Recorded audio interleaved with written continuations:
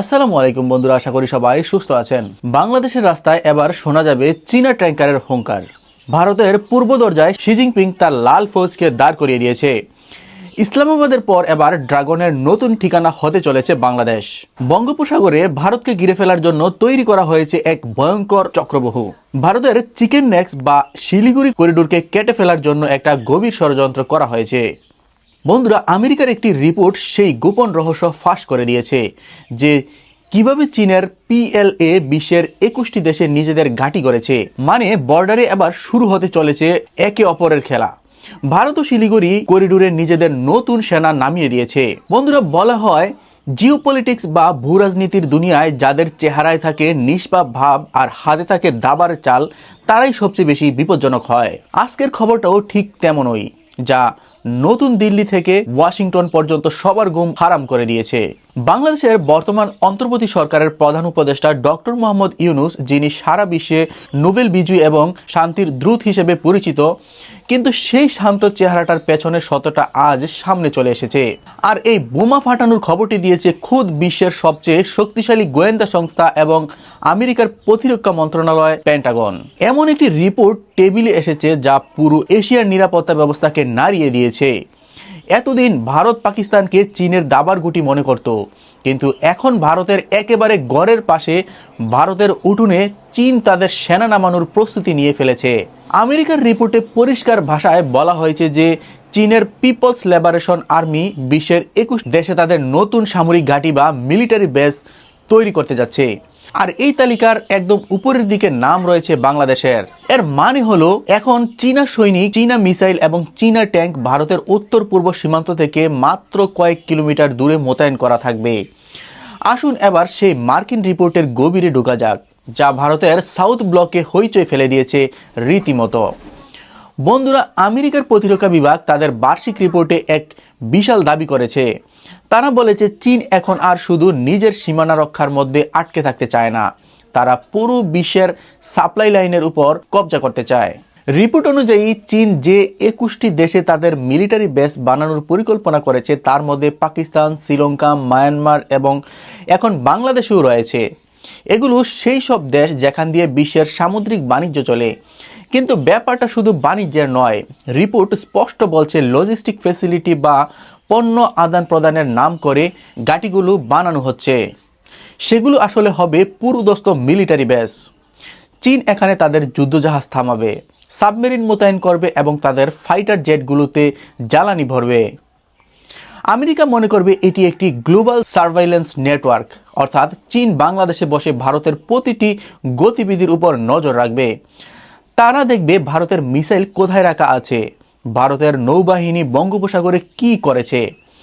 বন্ধুরা, একে বলা হয় প্রজেকশন বা পাওয়ার। চীন চায় যদি কাল যুদ্ধ বাঁধে, তবে 1000 কিলোমিটার দূর থেকে সেনা আনার বদলে তারা যেন সরাসরি বাংলাদেশের ঘাঁটি থেকেই ভারতের উপরে হামলা চালাতে পারে।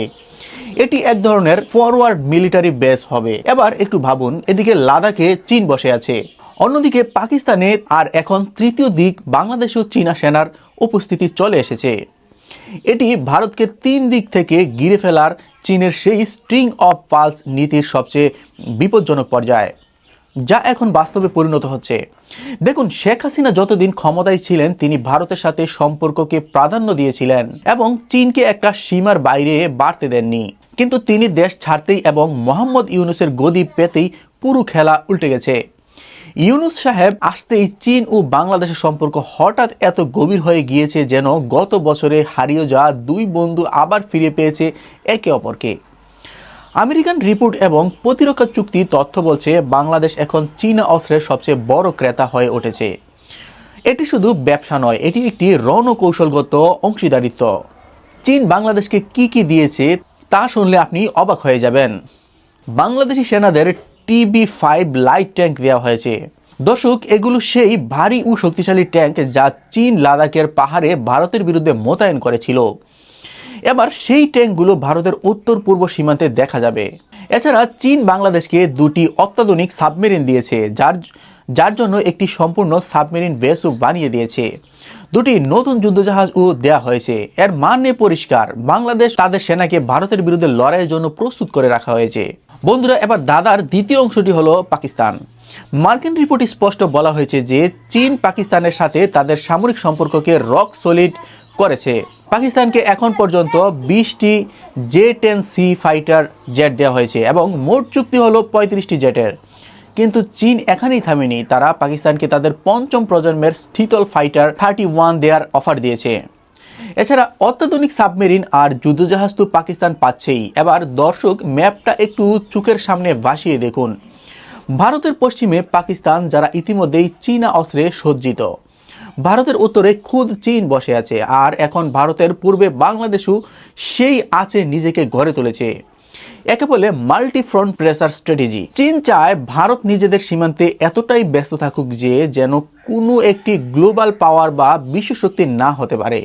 LACতে যে উত্তেজনা কমানোর কথা চীন বলে, সেটাও এই কৌশলেরই একটা অংশ, যাতে ভারত বিভ্রান্ত থাকে এবং অসতর্ক হয়ে পড়ে এবং সেই সুযোগে তারা বাংলাদেশে নিজেদের শিকড় গেড়ে বসতে পারে। রিপোর্টে এটাও সতর্ক করা হয়েছে যে চীন অরুণাচল প্রদেশকে তাদের কোর ইন্টারেস্টের মধ্যে সামিল করেছে, অর্থাৎ তারা অরুণাচলকে তাইওয়ানের মতো নিজেদের অবিচ্ছেদ্য অংশ মনে করে এবং তা পাওয়ার জন্য যে কোনো পর্যায়ের পর্যন্ত যেতে পারে। এটা শুধু অস্ত্রের কেনাবেচা নয়, এটা ভারতের অস্তিত্বের উপর আঘাত হানার প্রস্তুতি। কিন্তু বন্ধুরা, এখানে আরও একটি দিক আছে, সেটাও আমাদের জানা জরুরি, আলোচনা করাটা জরুরি, যে ওদিকে ভারতও হাত গুটিয়ে বসে নেই। ভারত এই বিপদ আজ করতে পেরে আগেই যে পাল্টা পদক্ষেপ সেটা শুরু করে দিয়েছে। সূত্র অনুযায়ী ভারত তাদের পূর্ব সীমান্ত, বিশেষ করে শিলিগুড়ি করিডোরে, যাকে চিকেন নেক বলা হয়, তার সুরক্ষার জন্য একটি নতুন সেনা বা ব্যাটল ফরমেশন তৈরি করেছে। বন্ধুরা, নিউজটি এ পর্যন্তই। পরবর্তী সংবাদ দেখার আমন্ত্রণ জানিয়ে এখানেই শেষ করছি। আসসালামু আলাইকুম। চ্যানেলটি সাবস্ক্রাইব করে পাশে থাকার অনুরোধ করা হলো। ধন্যবাদ।